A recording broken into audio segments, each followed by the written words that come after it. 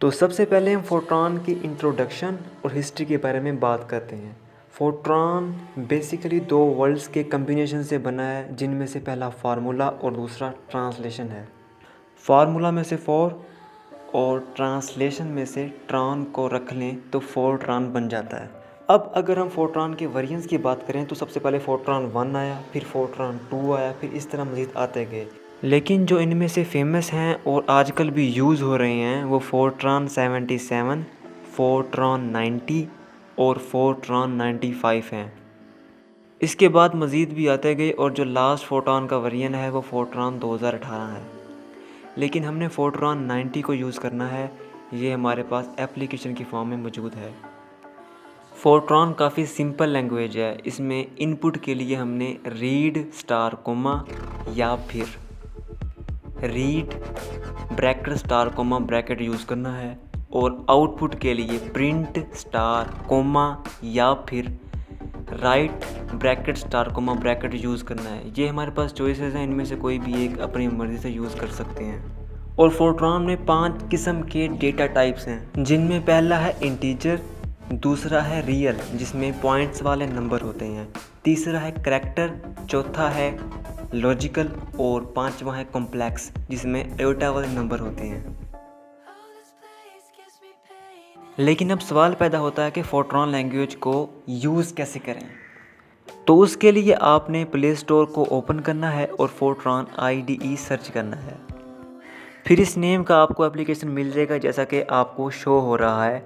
मेरे पास ये already install है तो मैं इसको जस्ट ओपन करूँगा।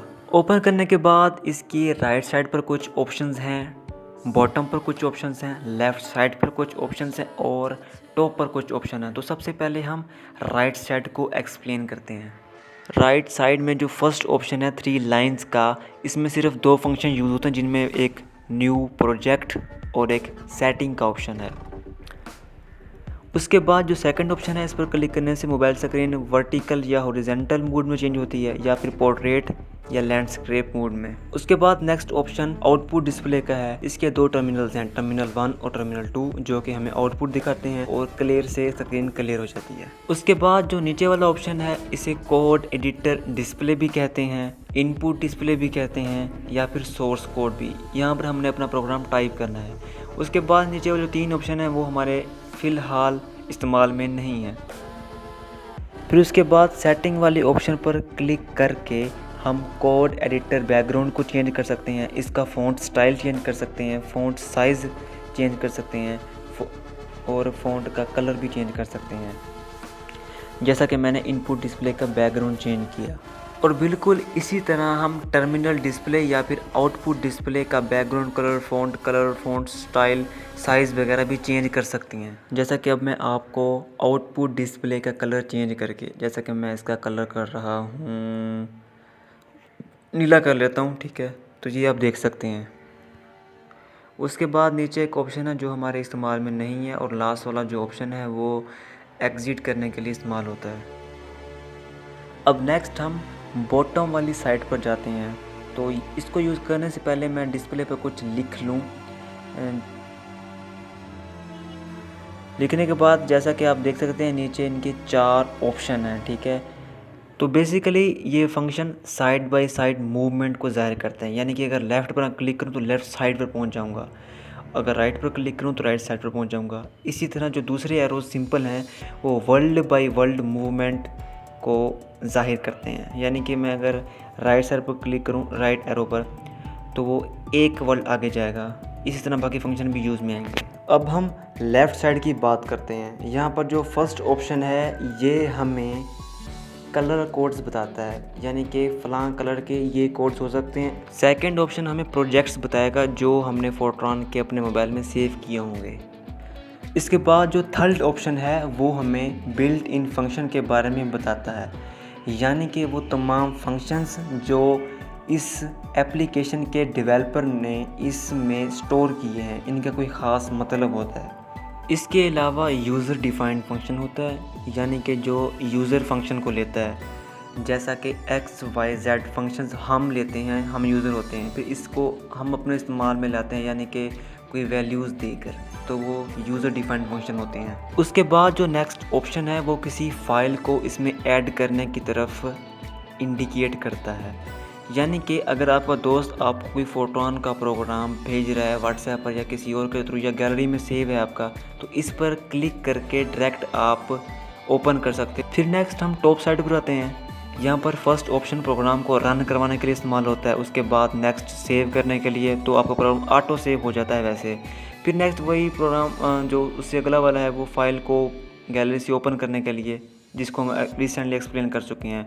फिर अनडू रीडो वाली ऑप्शन है, उसे आप वाकफ़ ही होंगे। फिर नेक्स्ट आता है नंबर ऑफ़ कॉलम्स और नंबर ऑफ़ रोज़ और नंबर ऑफ़ कॉलम को ज़ाहिर करता है। यानी कि हमारा जो वर्ल्ड होता है कोई भी, वो इस वक्त किस पोजीशन पर मौजूद है इससे पता चल सकता है। यानी कि कौन सी रो में, कौन से कॉलम में, किस जगह पर। और लॉक वाले ऑप्शन पर क्लिक करके प्रोग्राम लॉक हो जाता है और इसमें कोई चेंजिंग नहीं हो सकती। इसके बाद हम सेटिंग के ऑप्शन पर क्लिक करते हैं और रीसेट डिफ़ॉल्ट के ऑप्शन पर इसके बाद हमने क्लिक करना है, ताकि जो हमने इसमें चेंजिंग की थी प्रोग्राम के फ़ॉन्ट में, वो सारी रीसेट हो जाए। तो इसके बाद हम बात करते हैं कि प्रोग्राम लिखना कैसे है। तो सिंपल, सबसे पहले प्रोग्राम के सिंटैक्स की तरफ आते हैं। तो इसका सिंटैक्स ये है कि प्रोग्राम, फिर उसके बाद हमें लिखना है कि नेम ऑफ द प्रोग्राम, नीचे उसके फिर स्टेटमेंट्स लिखनी है, और एंड में एंड प्रोग्राम, फिर प्रोग्राम को वही जो नेम हमने दिया था। यहाँ पर प्रोग्राम और एंड प्रोग्राम ये कीवर्ड्स हैं, सब प्रोग्राम में यूज़ होंगे, इनको हम चेंज नहीं कर सकते। और रही बात प्रोग्राम के नेम की, तो हम अपनी मर्ज़ी से कुछ भी दे सकते हैं। तो स्टार्ट करते हैं हम अपना सिंपल प्रोग्राम, जिसमें हमने कुछ शो करवाना है। तो सबसे पहले मैंने प्रोग्राम लिखा और प्रोग्राम का नाम दिया एस।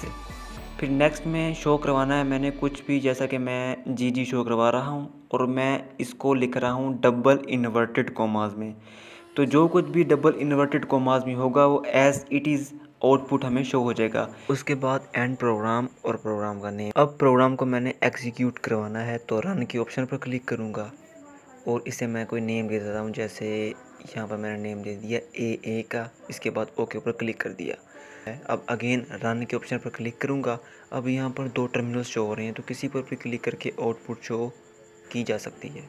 फिर उसके बाद इनपुट डिस्प्ले पर क्लिक करना है, फिर नेक्स्ट प्रोजेक्ट के ऑप्शन पर क्लिक करना है। यहाँ पर आप देख सकती हैं कि ए नेम का प्रोजेक्ट सेव हो चुका है। फिर नेक्स्ट हम न्यू प्रोजेक्ट के ऑप्शन पर क्लिक करते हैं और एक न्यू प्रोजेक्ट बनाते हैं, जिसका नाम मैं बी रख रहा हूँ। फिर अगेन मैं यहाँ पर एक न्यू प्रोग्राम लिखता हूँ, जैसा कि मैं यहाँ पर एक वर्ल्ड शो करवा रहा हूँ, जैसा कि मैं हाई लिख देता हूँ।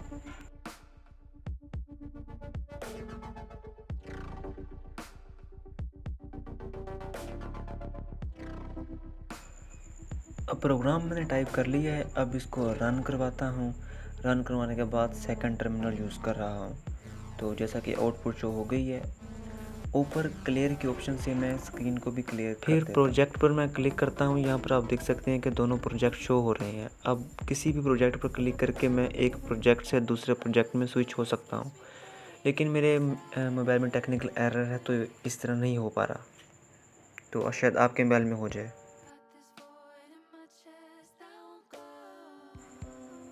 तो प्रोजेक्ट अगर आप डिलीट करना चाहें तो उसे आप गैलरी से करेंगे, क्योंकि ये गैलरी में ऑटो सेव हो चुके हैं। जैसा कि मैं गैलरी में जाता हूं और प्रोजेक्ट दोनों को डिलीट कर देता हूं।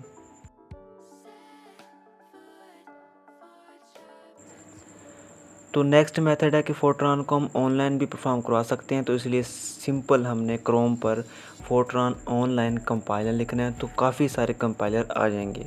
तो इसमें जो भी आपको पसंद आए तो आपने उसको ओपन कर लेना है। जैसा कि मुझे एक पसंद आया तो मैंने इसको ओपन कर लिया। तो ओपन करने के बाद यहाँ पर मैं प्रोग्राम को एग्जीक्यूट करा रहा हूँ, जो कि काफ़ी सिंपल है।